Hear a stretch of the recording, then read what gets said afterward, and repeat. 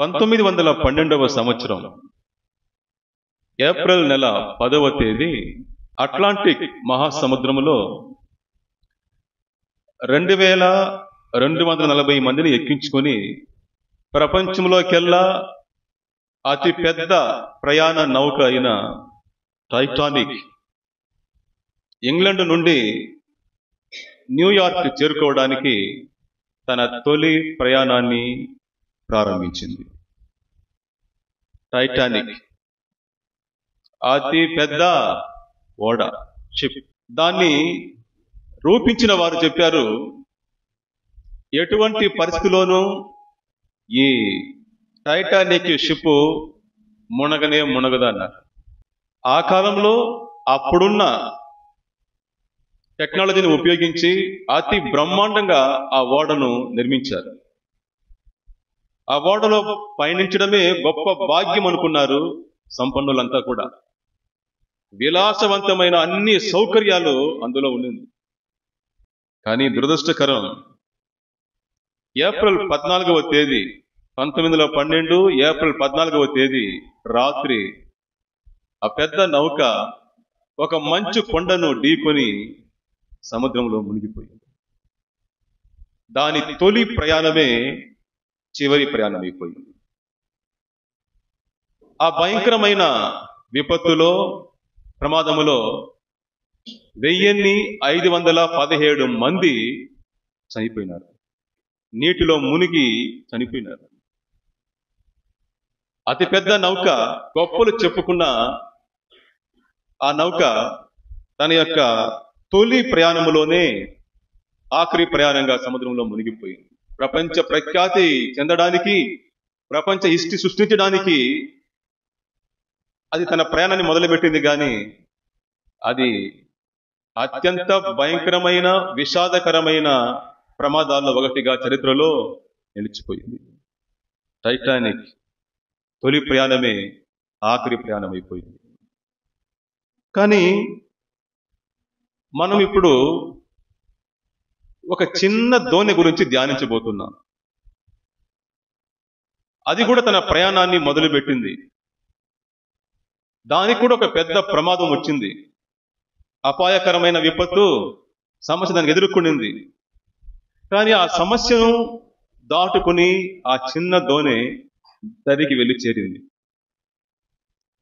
ఆ చిన్న దోణి గురించి ఈరోజు మనము ధ్యానించుకోబోతున్నాం. టైటానిక్ పెద్ద ఓడ మునిగిపోయింది.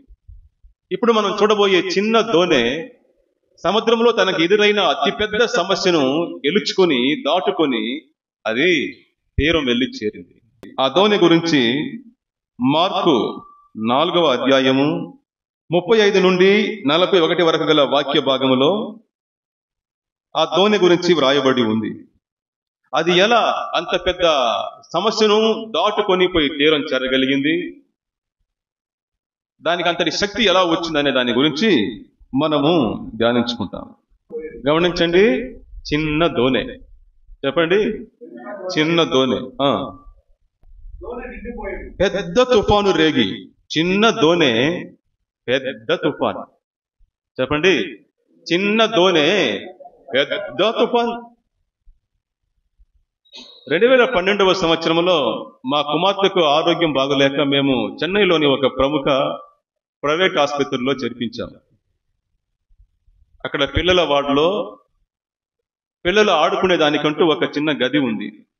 అక్కడ ఒక చిన్న పిల్లోడు వచ్చి ఆడుకుంటా ఉన్నాడు.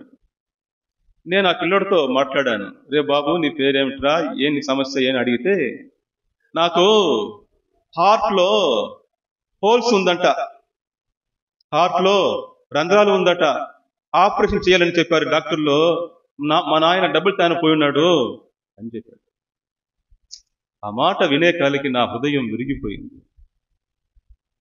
చిన్న బాలుడు, చిన్న పిల్లవాడికి ఎంత పెద్ద సమస్య వచ్చి పడింది. చిన్న దోణి పెద్ద తుఫాను. నేను ఇక్కడ సేవకు వచ్చిన తొలి రోజుల్లో ఓ కుటుంబాన్ని సందర్శించడానికి వెళ్ళాను. అది రోడ్డు పక్కనే ఉంది. రోడ్డుకు చాలా దిగువన ఉంది ఒక చిన్న గుడిసె, రౌండ్ షేప్ లో ఒక చిన్న గుడిసె. అందులో వంగి వెళ్ళడానికి నేను చాలా ఇబ్బంది పడ్డాను. అందులో 4 ఉన్నారు, తండ్రి, తల్లి, కొడుకు, కోడలు. 4 మొత్తం అక్కడనే ఆ చిన్న గుడిసె లోపల ఆ 4 నివసిస్తున్నారు. వారు ఎలా పడుకుంటున్నారు? అక్కడనే వంట చేసుకోవాలి, అక్కడనే పడుకోవాలి, సమస్తము అక్కడనే వాళ్ళు చేసుకోవాలి. పైగా లక్షల్లో వారికి అప్పులు, లక్షల్లో అప్పులు. కోడలకి కంటికి కంటి చూపు లేదు, ఇంకో కంటికి తీవ్రమైన సమస్య, నొప్పితో చాలా బాధపడతా ఉంది. భర్త ఒక తాగుబోతు, కొడుకు బాధ్యత లేనివాడు, లక్షల్లో అప్పులు ఉంది. చిన్న దోనే పెద్ద తుఫాను. ఒక బ్రదర్ చెప్పారు, బ్రదర్ మాకు వచ్చేది శాలరీ, మా సంపాదన నెలకు 20,000, కానీ మేము నెలకు వడ్డీ లోను మాత్రమే 30,000 కట్టాలి. ఇంకా మా కుటుంబ అవసరాలు, మేము ఏం తినాలి, ఏమి ధరించుకోవాలి, మా ఖర్చులేమిటి, మా ప్రయాణ ఖర్చులేమిటి, సంపాదన 20,000, వడ్డీ కట్టాల్సింది మాత్రమే 30,000, ఇక కుటుంబ ఖర్చులకు ఏం చేయాలి? చిన్న దోనే పెద్ద తుఫాను. అక్కడ 5,000 మంది పురుషులు మాత్రమే ఉన్నారు, కానీ ఉన్నది ఒక చిన్న బాలుడు దగ్గర 5 రొట్టెలు 2 చిన్న చేపలు. చిన్న దోనే పెద్ద తుఫాను. ఉన్నది కొంచెము, కావలసింది చాలా ఎక్కువ, అవసరం చాలా ఎక్కువ. చిన్న కుటుంబం, గొప్ప బాధ్యతలు, సామర్థ్యం కొంచెం, సమస్యలో చాలా అధికం. చిన్న దోనే పెద్ద తుఫాను.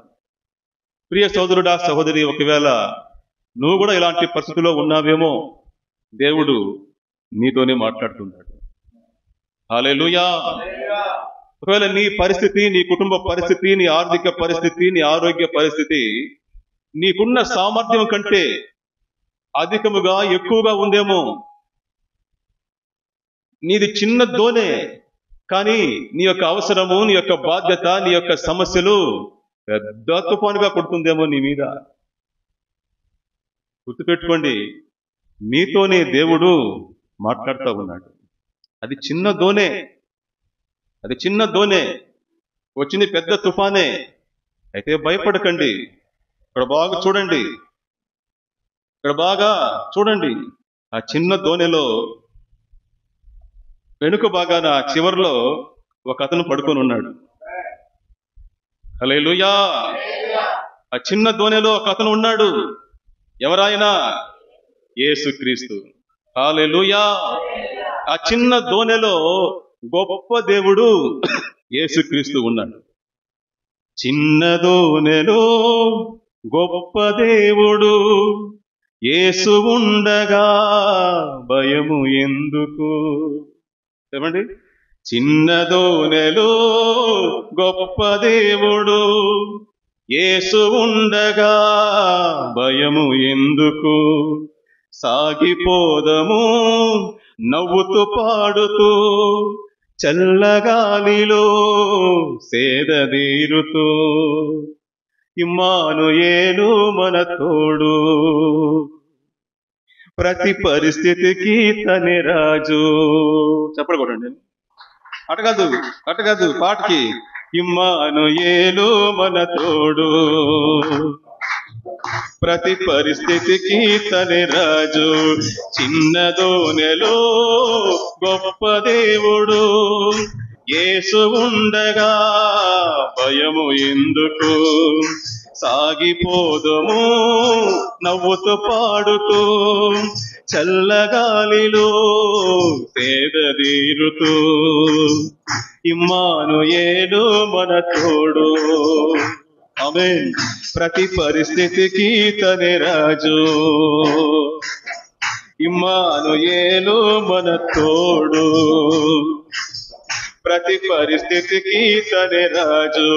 చిన్న దోణిలో గొప్ప దేవుడు యేసు ఉండగా భయము ఎందుకు? మరలా, చిన్న దోణిలో గొప్ప దేవుడు యేసు ఉండగా భయము ఎందుకు, భయము ఎందుకు. హల్లెలూయా. కొత్త పాట మొదలైంది ఈ వాక్యం ధ్యానిస్తూ ఉంటే. సో అది చిన్న దోణే, కానీ అందులో గొప్ప దేవుడు ఉన్నాడు, యేసుక్రీస్తు ఉన్నాడు. హల్లెలూయా. ఇక నుండి మనము ఒక్కొక్క దృశ్యాన్ని చూస్తూ అందులో నుండి మహత్తరమైన సత్యాలని నేర్చుకుందాం. చూడండి, ఆ పెద్ద తుఫాను 37వ వాక్యము, ఆ పెద్ద తుఫాను రేగి ఆయన ఉన్న దోణి మీద అలలు కొట్టిందంట. ఎవరున్న దోణి మీద? యేసయ్య ఉన్న దోణి మీద. ఈ సంఘటన మార్కులో ఉంది, ఆ తర్వాత మత్తయి సువార్త 8లో ఉంది, ఇంకా లూకా సువార్త 8లోనూ ఈ సంఘటన ఉంది. ఈ 3 సంఘటనలు మనం ఒకటి చేరిస్తే అప్పుడు మనకు పరిపూర్ణమైన పిక్చర్, సత్యం మనకు దొరుకుతుంది. యేసు ఉన్న దోణి మీద అలలు వచ్చి పడతా ఉంది. ఆ దోణిలో యేసు ఉన్నాడు. అలాంటి దోణి మీద పెద్ద తుఫాను రేగి అలలు వచ్చి ఆ దోణి మీద పడుతూ ఉంది. ఆ దోణి అలల చేత కప్పబడెను అని మత్తయి అంటాడు. ఆ దోణి అలల చేత కప్పబడెను. లూకా అంటాడు, దోణి నీటితో నిండెను, వారు అపాయకరమైన స్థితిలో ఉన్నారు. ఎవరు? శిష్యులందరూ కూడా. ఆ దోణి అపాయకరమైన స్థితిలో ఉంది. దోణిలో ఉన్న వారందరూ అపాయకరమైన స్థితిలో ఉన్నారు. వారు అపాయకరమైన స్థితిలో ఉండేదానికి ఏం కారణము? వారేమైనా పాపం చేశారా? వారేమైనా పాపం చేశారా? లేదు. వారు యేసయ్య మాట ప్రకారమే పోతా ఉన్నారు. ఆ దోణి యేసయ్య మాట ప్రకారమే పోతా ఉంది. అద్దరికి పోదామని ఎవరు చెప్పింది? యేసు ప్రభు చెప్పాడు. ఆయనే చెప్పాడు, ఆ దరికి అవతలి ఒడ్డుకు పోదామని చెప్పాడు. సో ఆయన మాట ప్రకారమే ఆ దోణి వెళుతా ఉంది. పైగా ఆ దోణిలో యేసు ప్రభు వేరే ఉన్నారు. అయినా ఆ దోణికి పెద్ద తుఫానే, పెద్ద సమస్య వచ్చింది. బాగా గమనించండి, ఈ తుఫాను వారి యొక్క విశ్వాసాన్ని పరీక్షిస్తా ఉంది. ఇది ఈ జీవిత తుఫాను ఏం చేస్తుంది? వారి యొక్క విశ్వాసాన్ని పరీక్షిస్తా ఉంది. యేసయ్య నీ దోణిలో ఉంటే, ఆయన మాట ప్రకారము నీవు ఆ దోణి పయనిస్తూ ఉంటే, గుర్తుపెట్టుకో, ఆ జీవిత తుఫానులో నీ విశ్వాసాన్ని పరీక్షించడానికే, నిన్ను బలపరచడానికే. యేసయ్య మాట ప్రకారం నువ్వు జీవిస్తున్నావు, ఆయన మాట ప్రకారమే పోతా ఉన్నావు. అయినా నీ జీవితంలో కష్టాలు వచ్చింది, శ్రమలు వచ్చింది, బాధలు వచ్చింది, శోధనలు వచ్చింది. గుర్తుపెట్టుకో, అవన్నీ కూడా నిన్ను ఏం చేయలేదు. అవి నీ విశ్వాసాన్ని బలపరిచి నిన్ను గొప్పవానిగా చేస్తుంది. దేవుని బిడ్డ, ఆయన మాట ప్రకారం జీవిస్తున్నావా? ఆయన నీ జీవితంలో ఉన్నాడా? ఉండి కూడా నీకు కష్టాలు వస్తుందా, శ్రమలు వస్తుందా? బాధపడకు. అవి నిన్ను బలపరచడానికే, నిన్ను గొప్పవానిగా చేయడానికే. దేవుని మాట ప్రకారం మనం పోతున్నప్పుడు లేక జీవిస్తున్నప్పుడు మనకొచ్చే శోధనలు, శ్రమలు, కష్టాలు మన విశ్వాసాన్ని పరీక్షించి దాంట్లో ఉన్న లోపాలని సరిచేసి మనల్ని గొప్పవారుగా చేస్తుంది. దేవుని మాటకు వ్యతిరేకంగా మనం పోతున్నప్పుడు మనకొచ్చే కష్టాలు, బాధలు, సమస్యలు ఏం చేస్తుందంటే మనల్ని ముంచేస్తాయి. యోనా దేవుని మాటకు వ్యతిరేకంగా ఓడలో పయనించాడు. దేవుడు ఎక్కడికి పొమ్మన్నాడు? నినివేకు పొమ్మన్నాడు. కానీ ఏం చేశాడు యోనా? నాకు నినివే నచ్చదు, నేను పోనాడికి అని చెప్పేసి ఏం చేశాడు? తర్షీషుకి వెళ్ళిపోదేదానికి ఓడ ఎక్కాడు. ఏమైంది? పెద్ద తుఫాను వచ్చింది. ఎత్తి అతన్ని సముద్రంలో పడేశారు. తిమింగలం మింగేసింది, పెద్ద చేప మింగేసింది. సో దేవుని మాటకు వ్యతిరేకంగా మనం వెళ్తున్నప్పుడు వచ్చే శోధనలు, కష్టాలు, బాధలు మనల్ని మింగేస్తుంది. దేవుని మాట ప్రకారం మనం జీవిస్తున్నప్పుడు, ఆయనలో మనం ఉన్నప్పుడు మనకు వచ్చే కష్టాలు, శ్రమలు, బాధలు మనల్ని మరింత గొప్ప వాళ్ళుగా చేస్తుంది. అది మన విశ్వాసానికి పరీక్ష. 1 పేతురు 1:7 అంటుంది, అమూల్యమైన మీ విశ్వాసాన్ని పరీక్షించడానికే శోధనలు వస్తా ఉంది. అందులో మీరు నిలిస్తే అప్పుడు దేవుని చేత మీరు గొప్ప బహుమానం పొందుకుంటారు అని వాక్యం అంటుంది. మనకు తెలియదు, మనం అనుకుంటాము మనం గొప్ప విశ్వాసంగా ఉన్నామని అనుకుంటాము. కానీ ఎంతవరకు? అది కష్టాలు వచ్చేంత వరకే. శ్రమలు వచ్చినప్పుడు మనము దేవుని పట్ల ఎలాంటి విశ్వాసం కలిగి ఉన్నామనే దాన్ని ఆ శ్రమలు, ఆ కష్టాలు మనకు తెలియపరుస్తాయి. శోధన ద్వారా దేవుడు పరీక్షించి మిమ్మల్ని మేలు మీ బంగారంగా చేస్తాడు. హల్లెలూయా. గుర్తుపెట్టుకోండి, మీరు దేవుని మాట ప్రకారం జీవిస్తున్నారా? అయినా నాకు కష్టాలు వస్తుంది అంటున్నారు కదా, ఆ కష్టాలు మీకు మేలే చేస్తుంది, మీకు ఎటువంటి కీడు చెయ్యదు. మంచి నేలలో విత్తబడిన విత్తనానికి సూర్యుని యొక్క కాంతి ఏం చేస్తుంది? మేలు చేస్తుంది. ఒక విత్తనము మంచి నేలలో విత్తబడింది బ్రదర్. మంచి నేలలో విత్తబడితే దానికి సూర్య రశ్మి ఏం చేస్తుంది? ఆ విత్తనము మొలకెత్తడానికి, ఎదగడానికి, ఫలించడానికి అది సహాయపడుతుంది. అదే రాతి నేల మీద విత్తబడిన విత్తనానికి సూర్య రశ్మి యొక్క కాంతి ఏం చేస్తుంది? దాన్ని కాల్చేస్తుంది. రాతి నేల, మంచి నేల. వాక్యం విత్తనం అంటే ఇక్కడ వాక్యము.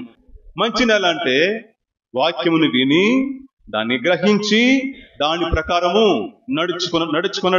నడుచుకునేవారు మంచి నేల. బండ నేల అంటే అర్థం ఏమిటి? లేక రాతి నేల అంటే అర్థం ఏమిటి? వాక్యము సంతోషంగా వింటారు, పస బాగా ఎదగతారు. ఎంతవరకు? సూర్యుడు వచ్చేంత వరకే. సూర్యుడి కాంతి పడిందనుకో అదేమైపోతుంది? కాలిపోతుంది. కారణం ఏమిటి? లోపల ఏముంది? రాతి నేల. దాని వేరు బలంగా లోపలికి పోదు.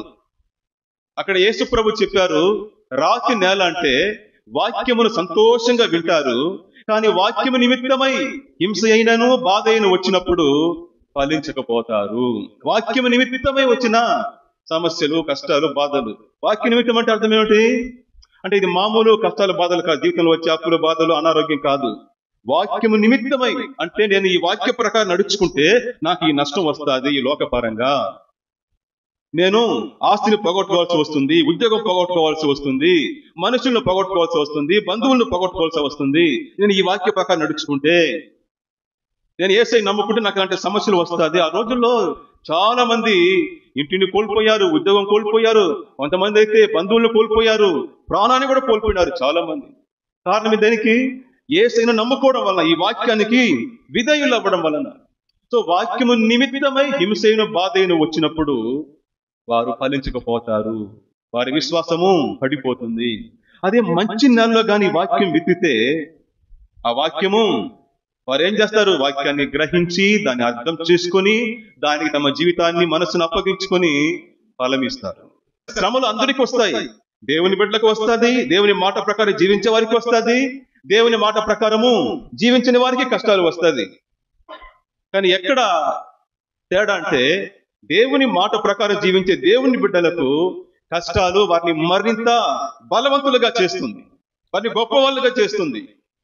అది దేవుని మాట ప్రకారం జీవించని వారికి వచ్చే కష్టాలు వారిని ముంచేస్తుంది, తిమింగలాలు మింగేస్తాయి.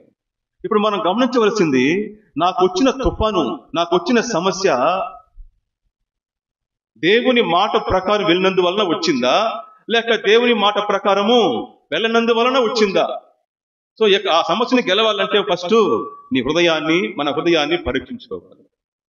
సో శ్రమలు, కష్టాలు మన హృదయాల్ని, మన విశ్వాసాన్ని పరీక్షిస్తుంది. ఓకే, ఇప్పుడు ఈ తుఫాను యేసు ఉన్న దోణి మీద కొట్టింది. అప్పుడు ఏం జరిగిందంటే చూడండి, శిష్యులు ఆ తుఫాను యొక్క దెబ్బకి బెత్తరపోయారు, భయపడిపోయారు. ఎందుకంటే తుఫాను భయంకరంగా ఉంది. అలాంటి తుఫాను వాళ్ళు ఎన్నో చూశారు. అలాంటి వారికే భయం వచ్చిందంటే అది మామూలు తుఫాను కాదు, అది పెద్ద తుఫానే. ఆ తుఫాను దాటికి వాళ్ళందరూ కూడా బెత్తరపోయి భయపడిపోయి వారందరూ నిద్రిస్తున్న యేసయ్యను చూసి యేసయ్యను లేపి, బోధకుడా, ప్రభువా, మేము నశించిపోతున్నాము, నీకు చింత లేదా? మేము నశించిపోతున్నామయ్యా, నీకు చింత లేదా అని యేసు ప్రభును పోయి లేపుతూ ఉన్నారు. యేసు ప్రభు మెల్లగా లేచాడు. ఆయన బాగా నిద్రపోతున్నాడు. పగలంతా ఆయన సువార్త చేసి, సేవ చేసి చేసి బాగా టైర్డ్ అయిపోయి పడవలు ఎక్కే కాలికి ఆ గలిలయ సముద్రం చుట్టూ కొండలు ఉంటది. ఆ కొండల నుండి వచ్చే చల్లటి గాలికి ఆ గాలి సముద్రం నీటి మీద అట పడి అట లేచి పడవ మీద కొట్టేటప్పుడు చల్లగా ఉంటుంది. ఓడ యొక్క చివరి భాగాన కూర్చున్నాడు. అట్నే నిద్ర వచ్చింది, దిండు పట్టుకొని నిద్రపోయినాడు. ఆయన ప్రశాంతంగా నిద్రపోయినాడు. వీళ్ళు గందరగోళంతో, వారి హృదయాలు భయంతో, బెత్తలతో నిండిపోయి కేకలు వేస్తున్నారు, అరుస్తున్నారు. ప్రభువా, మేము నశించిపోతున్నావు, నీకు చింత లేదా? నువ్వు నిద్రపోతున్నావు, నీకంటే నిద్ర వస్తుంది స్వామి అనేసి ఆయన లేపుతా ఉంటే ఆయన అట్ట లేచి బాగా నిద్రలో ఉన్నాడు. అప్పుడు లేకపోతే కోపం అదే వరకన్నా. ఆయన అట్ట లేచి చూశాడు. వీళ్ళందరూ 12 మంది, వాళ్ళ ముఖాలు అట్నే భయంకరంగా ఉంది. రాత్రి పూట లేచాడు. లేచి, ఏరా ఎందుకు అట్ట భయపడుతున్నారు, ఎందుకలా అరుస్తున్నారు, ఏమైపోయింది ఇప్పుడు? ఆయన అనేక మాటలు చెప్పి వారిని తిట్టాడు. భయపడుతున్న శిష్యులను చూసి యేసు ప్రభు తిట్టాడు. ఆయన ఏం చెప్పి ఉండాలి? భయపడకండి సోదరులా, నేను ఉన్నాను.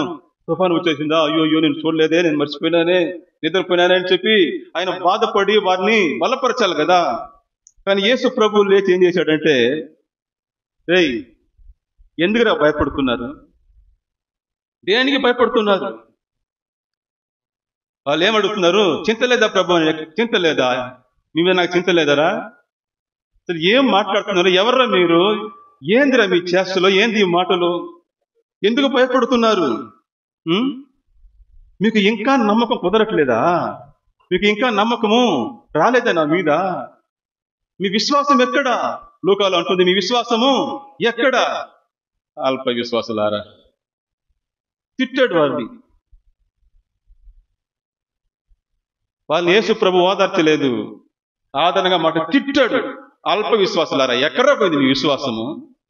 ఎందుకంటే వాళ్ళు అంతకుముందు యేసు ప్రభు యొక్క కార్యాలను చూశారు, ఆయన యొక్క అధికారాన్ని వాళ్ళు చూశారు. వ్యాధుల మీద ఆయనకున్న అధికారము, పాపాన్ని క్షమించడంలో ఆయనకున్న అధికారము, దెయ్యాలను వెలగొట్టడంలో ఆయనకున్న అధికారాన్ని వాళ్ళు కళ్ళారా చూశారు. ఆ అధికారం మనుషులకు ఎవరికి లేదు, అంతవరకు ఎక్కడో చూడలేదు వారు. ఎందుకంటే దెయ్యాల్ని మాటతో వెళ్ళగొడుతున్నాడు. అంతకుముందు వాళ్ళు చూసిందంట మంత్రాలు చేసి, తంత్రాలు చేసి, ఎన్నెన్నో చేసి దెయ్యాలు వెళ్ళగొడతారు. ఈయన వచ్చి ఓ అంటే వెళ్ళిపోతున్నాయి దెయ్యాలు. ఆ మనిషి వ్యాధితో ఉన్నాడు. కుమారుడా, నీ పాపము క్షమించబడింది, లేచి పడకెత్తుకుని ఇంటికి పోతున్నాడు. అతను లేచి ఇంటికి పోతా ఉన్నాడు. ఇవన్నీ కళ్ళారా చూశారు వాళ్ళు. ఆయన మాటలు విన్నారు, ఆయన అమూల్యమైన మాటలు విన్నారు. ఒకటి మాట, దేవుని యొక్క మాట మనలో విశ్వాసాన్ని తీసుకొని రావాలి, తప్పకుండా తీసుకొని వస్తుంది. నేనంతా వచ్చి దేవుని యొక్క అద్భుతాలు చూసి రాలేదు, ఆయన మాట విని తద్వారా నాకు వచ్చిన విశ్వాసంతో వచ్చాను. ఆయన మాట నాలో ఆయన పట్ల విశ్వాసాన్ని కలిగించింది. ఒకటి, ఆ మాట ద్వారైనా వారికి విశ్వాసం వచ్చి ఉండాలి, లేకపోతే ఆయన చేసిన అద్భుత కార్యాల ద్వారైనా వారికి విశ్వాసం ఉండాలి. వారి మాట విన్నారు, అద్భుత కార్యాలు చూశారు, అయినా వారిలో విశ్వాసం రాలేదు. కొత్త సమస్య వచ్చే కలికి పాత మనుషులు అయిపోయినారు. బ్రదర్ సిస్టర్, కొత్త సమస్య వచ్చే కలికి పాత మనుషులు అయిపోయినారు, భయపడుతున్నారు. అట్నే వాక్యం అంటుంది, ఇంతగా భయపడతారా అయినా కూడా మీరు? ఆ స్వరం ఉంది, ఆ మాటల్లో ఆ స్వరం ఉంది. ఇంతగా భయపడతారా మీరు? ఎక్కడ్రా మీ విశ్వాసం? ఇన్ని చూశారు కదా, ఇన్ని మాటలు విన్నారు కదా, నా మాటలు విన్నారు, నా యొక్క కార్యాలు చూశారు, అయినా మీకు నమ్మకం రావట్లేదా? అప్పుడు అక్కడ మీకు సహాయం చేసిన వాడిని ఇప్పుడు ఇక్కడ కూడా సహాయం చేస్తాను మీకు. నేను నిన్న నేడు ఏకరీతిగా ఉన్నవాడును. హల్లెలూయా. యేసుక్రీస్తు లేచి ఇప్పుడు వెంటనే ఆయన గాలిని, సముద్రాన్ని గద్దించలేదు, ఫస్ట్ శిష్యుల్ని గద్దిస్తూ ఉన్నాడు. ఎందుకంటే శిష్యులు ఇప్పుడు అపాయకరమైన స్థితిలో ఉన్నది వారి చుట్టూ ఉన్న సమస్య వల్ల కాదు, వారిలో ఉన్న అవిశ్వాసం వలన. ఇప్పుడు పెద్ద సమస్య, శిష్యులకి పెద్ద సమస్య ఏమిటంటే, బాగా గమనించండి, వారు చుట్టూ వీస్తున్న గాలి కాదు, చెదరెగుతున్న అలలు కాదు, సముద్రం కాదు, వారిలో ఉన్న అవిశ్వాసమే ఇప్పుడు వారికి పెద్ద సమస్య. వారు నిజంగా ఇప్పుడు అపాయకరమైన స్థితిలో ఉన్నారు. దేని వలన? తుఫాను వలన కాదు, అలల వలన కాదు, వారిలో ఉన్న అవిశ్వాసం వలన. ఎందుకంటే ఇన్ని మాటలు, దేవుని మాటలు విన్నారు, ఆయన చేసిన అద్భుత ఆశ్చర్య కార్యాలు చూశారు, ఆయన అధికారాన్ని కళ్ళారా చూశారు, అయినా వారిలో విశ్వాసము రాలేదు. అందుకే యేసు ప్రభు గాలిని గద్దించే ముందు, సముద్రాన్ని గద్దించే ముందు శిష్యుల్ని గద్దిస్తున్నాడు. మన అవిశ్వాసము దేవునికి కోపాన్ని తీసుకొని వస్తుంది. అవిశ్వాసము దేవునికి కోపాన్ని తీసుకొని వస్తుంది. వీళ్ళు ఇన్ని చూసి కూడా అది కాకుండా ఆయన వేరే మాట చెప్పాడు. ఏమని? అద్దరికి పోదాము అన్నాడు. ఆమేన్. అది ఆయన ఇచ్చిన మాట, ఆయన ఇచ్చిన వాగ్దానం. సో మధ్యలో ఎన్ని సమస్యలు వచ్చినా, ఎన్ని తుఫానులు రేగినా ఆయన మాట నెరవేరుతుంది. ఆయన చెప్పాడు, నా మాటలు మేఘాల నుండి కురిసే వర్షము లాంటిది. ఒక్కసారి మేఘాల నుండి ఒక నీటి బొట్టు రిలీజ్ అయితే కిందకి, మధ్యలో దాన్ని ఆపేది ఏది లేదు. అది కింద పడి దాని యొక్క పనిని అది నెరవేరుస్తుంది. నా మాటలు అలాంటిది అన్నాడు దేవుడు. నేను ఒక మాట చెప్తే ఆమేన్, అది నెరవేరి తీరుతుంది. ఎందుకంటే అది జీవము గల దేవుని యొక్క మాటలు. ఆకాశము భూమి గతించును గాని నా మాటలు ఎన్నటికీ గతించదన్నాడు యేసు ప్రభు. సో ఆయన మాట వేరే ఇచ్చాడు వారికి. పైగా ఆయన వేరే లోపల ఉన్నాడు, ఆ దోణిలోనే ఉన్నాడు. ఆయన మాట నెరవేరుతుంది, మీరు దరికి చేరుతారు. బ్రదర్, అప్పుడు అక్కడ మీకు సహాయం చేసిన వాడు ఇప్పుడు ఈ సమస్యలోని మీకు సహాయం చేస్తాడు. అది విశ్వాసం. దావీదు వెళ్ళి చెప్పాడు సౌలు రాజుతో, రాజుగారు నన్ను పంపించండి, నేను పోయి గుళ్ళెత్తని కొట్టేసి వస్తాను అన్నాడు.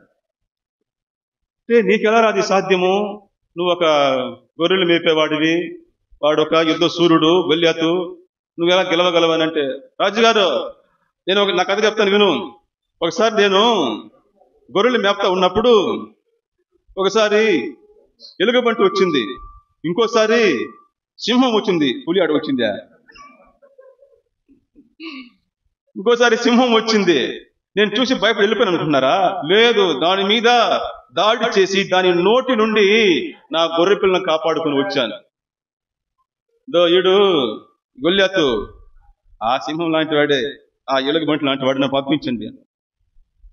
సౌలు చెప్పాడు, రే పిల్లోడా, అది వాస్తవమే ఉండవచ్చు, అది వేరే కథ, ఇది వేరే కథ. నువ్వు అడవుల్లోనే తిరిగావు కాబట్టి ఒకవేళ నీకు అనుభవంతో గెలిచి ఉండవచ్చు నాయన. నువ్వు బాలుడవు, చూసేదానికి ముద్దు ముద్దుగా ఉన్నావు. అక్కడ చూడు వాడు ఎట్టినాడు చూడు, వాడు చిన్న వయసు నుండి యుద్ధాభ్యాసం పొందినవాడు. వాడి కండ చూడు, వాడు ఆయుధం చూడు. నీ దగ్గర వడిసెలు పెట్టుకొని ఉన్నావు, వాడి దగ్గర ఈట మోయడానికి ఇద్దరు ఉన్నారు అక్కడ, వాడు ఈట మోయడానికే. అప్పుడు దావీదు అన్నాడు ఒక మాట, రాజుగారు నేను సింహాన్ని ఎలుగుబంటిని చంపానే, అది నా బలంతో అనుకుంటున్నారా? అయ్యో కాదు రాజుగారు, అది నా బలంతో కాదు, దేవుని బలంతో. హల్లెలూయా, దేవుని శక్తితో గెలవగలిగాను. అక్కడ నాకు సహాయం చేసిన దేవుడు ఎక్కడనో సహాయం చేస్తాడు అన్నాడు. హల్లెలూయా, అది విశ్వాసం. ఆ సింహాన్ని చంపడానికి, ఎలుగుబండిని చంపడానికి నాకు బలం ఇచ్చిన దైవ శక్తి ఈ గొల్యాతుని కూడా చంపడానికి నాకు శక్తినిస్తుంది. నేను వీడిని చంపుతాను, నా బలంతో చేయలేదయ్యా, ఇది దైవ బలం. అది నువ్వు నా వడిసెలు చూడొద్దు, నా కండ బలం చూడొద్దు, నా దేవుని చూడు. నువ్వు నన్ను చూస్తున్నావు, నేను నా దేవుని చూస్తా ఉన్నాను. తర్వాత పోయి గొల్యాతుని కొట్టేసి తల తీసుకుని వచ్చేసినాడు. ఆమేన్. బ్రదర్, సిస్టర్, మన దేవునికి అసాధ్యమైనది ఏదీ లేదు. ఆయన శక్తిని మనం నమ్మాలి. ఆయన శక్తిమంతుడు, ఆయన శక్తిమంతుడు. మన అన్ని సమస్యలకు ఆయన సరిపోయినవాడు. ఒకసారి మార్టిన్ లూథర్ అనే గొప్ప దైవజనుడు, ఆయనకు వచ్చిన పెద్ద సమస్య చేత మూడ్ అవుట్ అయిపోయి ఇంట్లో వచ్చి చాలా బాధపడతా ఉన్నాడు. వాళ్ళ భార్య ఎంతో అతన్ని బలపరచడానికి, ప్రోత్సహించడానికి ప్రయత్నించింది, కానీ అతను ఏ మాత్రము ప్రోత్సాహం పొందలేదు. టెన్షన్ గానే ఉన్నాడు, దాని గురించి ఆందోళన చెందుతూ ఉన్నాడు. ఆమె ఏం చేసింది, వెంటనే పోయేసి లోపలికి పోయి ఒక నల్ల గౌను వేసుకుని వచ్చేసింది. వాళ్ళ సాంప్రదాయం ప్రకారం నల్ల గౌను వేసుకుంటే బంధువుల్లో ఎవరో చనిపోయినారని అర్థం. అంటే ఆయన చూసి ఎవరు చనిపోయినారని అని అడిగాడు. అవన్నది, యేసు ప్రభు చనిపోయినాడండి. ఏందే, యేసు ప్రభు చనిపోయినాడా? మెంటల్ దాని పిచ్చి పెట్టింది నీక. ఆయన చావడం ఏంటి, ఏసై చావడం ఏంటి? లేదు, మీరు ఇంతగా బాధపడతా ఉంటే ఏసై చనిపోయినాడేమో, మీ సమస్యని తీర్చడేమో, మీ అవసరాలు తీర్చడేమో, ఆయనకి మీ మీద అక్కర్లేదేమో, ఆయన చనిపోయినాడు కదా. అప్పుడు అతనికి కళ్ళు తెరవబడింది. ప్రభువా, నన్ను క్షమించుము, నీ శక్తిని, నీ మహిమను నేను తక్కువగా అంచనా వేసి నన్ను క్షమించు ప్రభువా అని చెప్పి బలం పొందాడు. మన దేవుడు జీవిస్తున్నవాడు, మరణాన్ని గెలిచి లేచినవాడు. ఆయనకి అసాధ్యమైనదంటే ఈ లోకములో ఏదియూ లేదు. ఆయన మాట నమ్మి మన ఆజ్ఞ ప్రకారం వెళుతూ ఉంటే బ్రదర్ సిస్టర్, ఆయన శక్తి మనకు తోడుగా ఉండి ఏ సమస్యను గెలవడానికి మనకి శక్తినిస్తాడు. మనల్ని కాపాడుతాడు, నడిపిస్తాడు, విడిపిస్తాడు. హల్లెలూయా. మనకు సహాయం చేయడం ఎంత సులభం అంటే, నేను నేర్చుకున్న ఒక అద్భుతమైన సత్యము. ఇప్పుడు ఒక ఎర్రటి చీమ, చిన్న చీమ ఒకటి పోతా ఉంది. అవి వరుసగా పోతుంది. దాని యొక్క నోటిలో ఏదో ఒక చిన్న ఆహార ముక్క ఉంది, తెల్లగా ఎన్నో తీసుకుని పోతా ఉంది. అది పోయేటప్పుడు టైర్డ్ అయిపోయింది.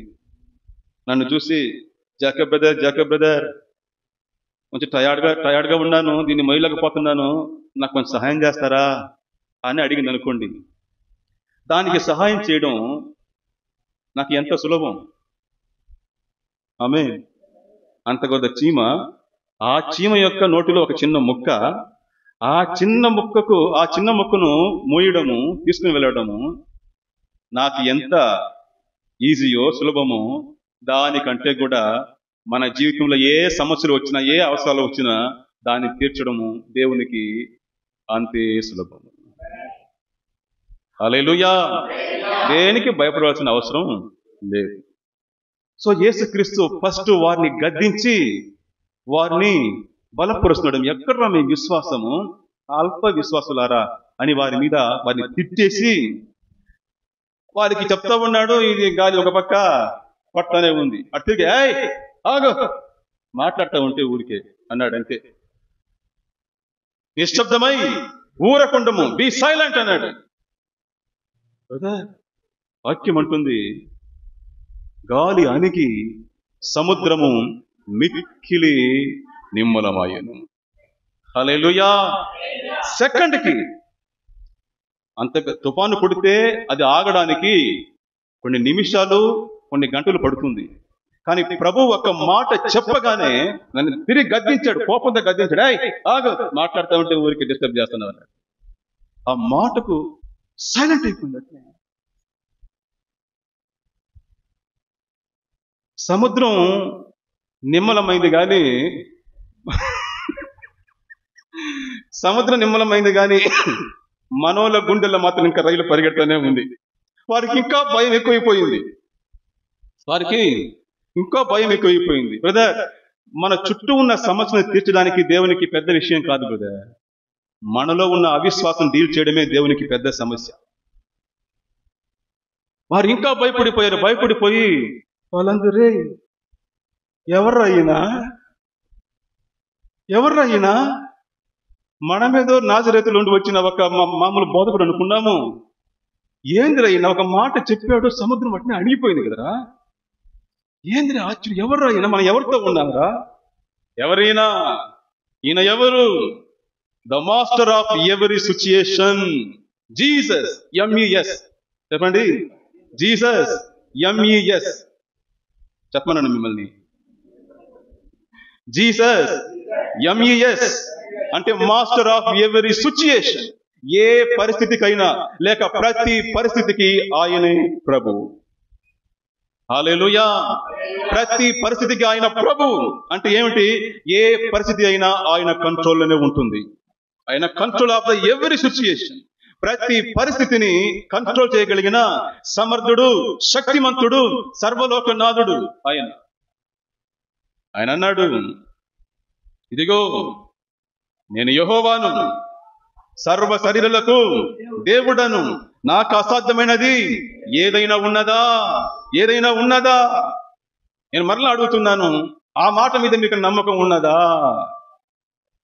నేను సర్వ శరీరులకు, ఈ లోకంలో పుట్టిన ప్రతి మనిషికి, ప్రతి జాతికి నేను దేవుణ్ణిరా. నాకు అసాధ్యమైనది ఏదైనా ఉన్నదా? అల్ప విశ్వాసులారా, భయపడుతున్నారు. నన్ను పక్కన పెట్టుకుని భయపడుతున్నారు కదరా. నా మాట ప్రకారం జీవిస్తూ భయపడుతున్నారు కదా. ఇది నాకు అవమానం రా, ఇది నాకు అగౌరవం, ఇది నాకు అవమానం. ఇది నన్ను పక్కన పెట్టుకొని మీరు ఇలాంటి పనులు చేయడము నాకు అవమానం. నన్ను మీరు సందేహిస్తున్నారు, నా శక్తిని పరిమితం చేయకండి. దేవునికి సమస్తమును సాధ్యము. ఆమేన్. దేవునికి సమస్తమును సాధ్యము. మరి బ్రదర్, నా జీవితంలో కష్టాలు వచ్చి నేను ప్రార్థన చేస్తున్నాను కానీ ఇంతవరకు తీరలేదే, నా సమస్య తీరనే లేదే, మరి దీనికి ఏమంటారు? సిస్టర్, బ్రదర్, గుర్తుపెట్టుకోండి, మీ జీవితంలో కష్టాలు వచ్చి అంటే మీరు దేవుని మాట ప్రకారం జీవిస్తున్నప్పుడు, దేవునిలో మీరు ఎదుగుతూ ఉన్నప్పుడు, మీ జీవితంలో వచ్చి కష్టాలు వచ్చి మీరు ప్రార్థన చేసి కూడా అది ఇంకా తీరలేదంటే గుర్తుపెట్టుకోండి, ఆ సమస్య మిమ్మల్ని ఏమి చేయదన్నమాట. ఆ సమస్య మిమ్మల్ని ఏమీ చేయదన్నమాట. అందుకే ఆయన సహాయం చేయలేదు. ఆ సమస్య మిమ్మల్ని ఏమైనా చేసేదిగా ఉండుంటే ఆయన వెంటనే సహాయం చేసి ఉండేవాడు. ఒక సమస్య వచ్చి మీకు ఇంకా తీరలేదంటే, ఒక కష్టం వచ్చి ఇంకా తీరలేదంటే మీరు ప్రార్థన చేసి కూడా గుర్తు పెట్టుకోండి, ఆ కష్టాలు, ఆ సమస్య మిమ్మల్ని ఏమీ చెయ్యదు. కాబట్టి దేవుడు దాన్ని ఉపయోగించుకుని మిమ్మల్ని బాగా బలపరచాలనే ఆయన ప్రశాంతంగా ఉన్నాడు. కాబట్టి భయపడకండి. జీవితంలో కొత్త కొత్త కష్టాలు, కొత్త కొత్త అవసరాలు, కొత్త కొత్త బాధ్యతలు వచ్చినప్పుడు, మీ శక్తికి మించినది వచ్చినప్పుడు, మీ సామర్థ్యానికి మించింది వచ్చినప్పుడు భయపడకండి. చిన్న దోనే, పెద్ద తుఫానే, మధ్యలో మనోడు ఉన్నాడు కదా. హల్లెలూయా. చిన్న దోణి అయితే ఏమిటి, గొప్ప దేవుడు అందులో ఉన్నాడు. ఆయన మాట నీకు ఉంది, ఆయన ప్రసన్నత ఉంది, నీ మీద ఆయనకు ఒక ప్రణాళిక ఉంది. ఆయన తప్పకుండా నేనేం చేస్తాడు, దారికి చేరుస్తాడు. నీ కొరకు ఆయన నియమించిన జీవితాన్ని నీకు ఆయన ఇచ్చే తీరుతాడు.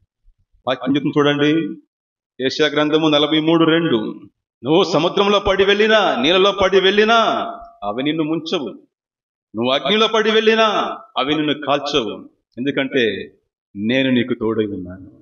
సృష్టికర్త, నిన్ను సృష్టించిన వాడు నేను, నిన్ను రక్షించిన వాడు నేను, నిన్ను కాపాడవలసిన బాధ్యత నాకు ఉంది. నేను నిన్ను కాపాడుతాను, నేను నిన్ను కాపాడుతాను. అదే మరలా చెప్తున్నాను, మనము దేవుణ్ణి నమ్మి ఆయన మాట ప్రకారం చేస్తూ జీవిస్తూ ఉన్నప్పుడు, ఆయన ఆజ్ఞ ప్రకారం మనం వెళ్తూ ఉన్నప్పుడు మనం దేనికి భయపడవలసిన అవసరము లేదు. మళ్ళీ భయపడితే యేసయ్యకు కోపం వస్తుంది, గుర్తుపెట్టుకోండి. అల్ప విశ్వాసం దేవునికి కోపాన్ని తీసుకొని వస్తుంది. జెఫన్యా 3:17 ఒక మంచి వాక్యము, ఒక వాగ్దానం మనకు చెప్తుంది. జెఫన్యా 3:17, నీ దేవుడైన యెహోవా నీ మధ్య ఉన్నాడు, ఆయన శక్తిమంతుడు, ఆయన మిమ్మును రక్షించును. హల్లెలూయా. శక్తిమంతుడైన దేవుడు మీ మధ్య ఉన్నాడు బ్రదర్, ఉన్నాడు సిస్టర్, మీ దోణిలో ఉన్నాడు. మీ చిన్న దోణి గురించి బాధపడకండి. అయ్యో మనది చిన్న జీవితము, మనకున్న శక్తి కొంచెమే, మనకున్న సంపాదన కొంచెమే, మనకు వచ్చిన సమస్య పెద్దదే అని భయపడకండి. అయ్యో గొప్ప దేవుడు లోపల ఉన్నాడు, ఆయన మాట మీకు ఉంది. ఇదిగా మాట ఏమిటది, నీ దేవుడైన యెహోవా నీ మధ్య ఉన్నాడు, ఆయన శక్తిమంతుడు, ఆయన మిమ్మును రక్షించును. అటు చూడండి, అటు చూడండి, యేసు ప్రభు ఎంత ప్రశాంతంగా నిద్రపోతున్నాడు. ఆమేన్. అల్ల కల్లోలంగా ఉంది సముద్రము, పడవ నీళ్లతో నిండిపోతా ఉంది. 12 మంది ఆర్తనాదాలు పెడతా ఉన్నారు, చావు కేకలు పెడతా ఉన్నారు. కానీ యేసు ప్రభు ప్రశాంతంగా నిద్రపోతున్నాడు. ఆయన చూడండి, అట్నే కూర్చోండి. శిష్యులారా ఆయన చూడండి, ఆయన ప్రశాంతం, ఆయన సమాధానం, ఎంత ఎంత అందంగా ఆయన నిద్రపోతున్నాడో చూడండి. ఆయన చూస్తూ ఉంటేనే చాలు మనసులో విశ్వాసం వచ్చేస్తుంది. మనసులో ఉన్న తుఫాను, మనసులో కొడుతున్న గాలి అంతా కొట్టుకొని పోతుంది, నిమ్మలమైపోతుంది, మనసు నిమ్మలమైపోతుంది. నిమ్మలంగా యేసయ్య ఉన్నాడు, నిద్రపోతున్నాడు. ఆయన చూస్తేనే చాలు మన హృదయం సమాధానముతో నిండిపోతుంది. ఒక భక్తుడు అంటున్నాడు, నిశ్శబ్దమై ఊరకుండుము అనే మాటతోనే గాలిని గద్దించి సముద్రాన్ని నిమ్మలింపజేసిన యేసయ్యను చూసి శిష్యులు అడుగుతున్నారు, గాలియు సముద్రమును ఈయనకు లోబడుచున్నవే, ఈయన ఎవరు? ఈయన ఎవరు? జవాబు, ఈయన నిరంతరము స్తోత్రార్హుడై ఉన్న సర్వాధికారి అయిన దేవుడు, దేవుని కుమారుడు. సర్వం మీద ఆయనకు అధికారం ఉన్నది. ఆయన కంట్రోల్ లేదంటే ఈ లోకంలో ఏది లేదు. సో నిశ్శబ్దమై ఊరకుండుమా అనే మాటతోనే గాలిని గద్దించి సముద్రాన్ని నిమ్మలింపజేసిన యేసయ్యను చూచి శిష్యులు తమలో తాము అడుక్కుంటున్నారు, గాలియు సముద్రమును ఈయనకు లోబడుచున్నవే, ఈయన ఎవరు? ఈయన నిరంతరము స్తోత్రార్హుడై ఉన్న సర్వాధికారి అయిన దేవుడు, దేవుని కుమారుడు. ఇక్కడ నాకు ఇంకో ప్రశ్న కూడా ఉంది.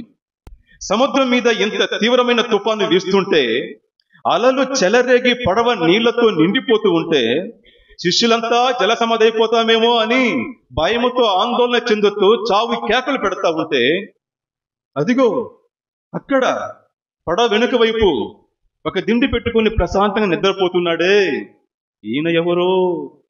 ఈయన తనను తాను సంపూర్ణంగా తన తండ్రి చిత్తానికి సమర్పించుకున్న ఓ మనుష్య కుమారుడు యేసుక్రీస్తు. ఆయన చూడండి, ఆయన వైపు చూడండి, ఆయన మనసులో ఉన్న, ఆయన ముఖములో ఉన్న ఆ ప్రశాంతత చూడండి. మన హృదయంలో ఉన్న ఆందోళన, మన హృదయంలో ఉన్న కలత, కలవరం అంతా కూడా వెళ్ళిపోతుంది.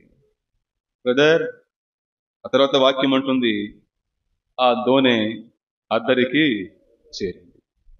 పెద్ద ఓడ టైటానిక్ మునిగిపోయింది. చిన్న దోణి తనకొచ్చిన పెద్ద తుఫాను ఎదుర్కొని దరికి చేరింది. కారణం ఏమి? ఆ పెద్ద దోణిలో గొప్ప గొప్ప సంపన్నులు ఉన్నారు, ధనవంతులు ఉన్నారు, జ్ఞానవంతులు ఉన్నారు. కానీ ఈ చిన్న దోణిలో యేసయ్య ఉన్నాడు. నీ చిన్న దోణిలో యేసయ్య ఉన్నాడు. నీకు వచ్చే తుఫాను ఏమి చేయదు. భయపడకండి సోదరుడా, సోదరి. మన దేవుడు గొప్పవాడు. ఆమేన్. ఆయనకు అసాధ్యమైనది ఏదీ లేదు. కాబట్టి మీ జీవితంలో వచ్చే కొత్త సమస్యలకు భయపడకండి. ఇది వరకు మనకు సహాయం చేసిన ఎబెనెజరు ఇకను మనకు సహాయం చేస్తాడు. చిన్న దోణిలో గొప్ప దేవుడు యేసు ఉండగా భయము ఎందుకు? చెప్పండి. చిన్న దోణిలో గొప్ప దేవుడు యేసు ఉండగా భయము ఎందుకు? సాగిపోదుము నవ్వుతూ పాడుతూ చల్లగాలిలో సేదరీరుతూ, ఇమ్మానుయేలు మన తోడు, ప్రతి పరిస్థితికి తనే రాజు. ఆమేన్. ఇమ్మానుయేలు మన తోడు, ప్రతి పరిస్థితికి తనే రాజు. చిన్న దోణిలో గొప్ప దేవుడు యేసు ఉండగా భయము ఎందుకు? భయము ఎందుకు? భయము ఎందుకు?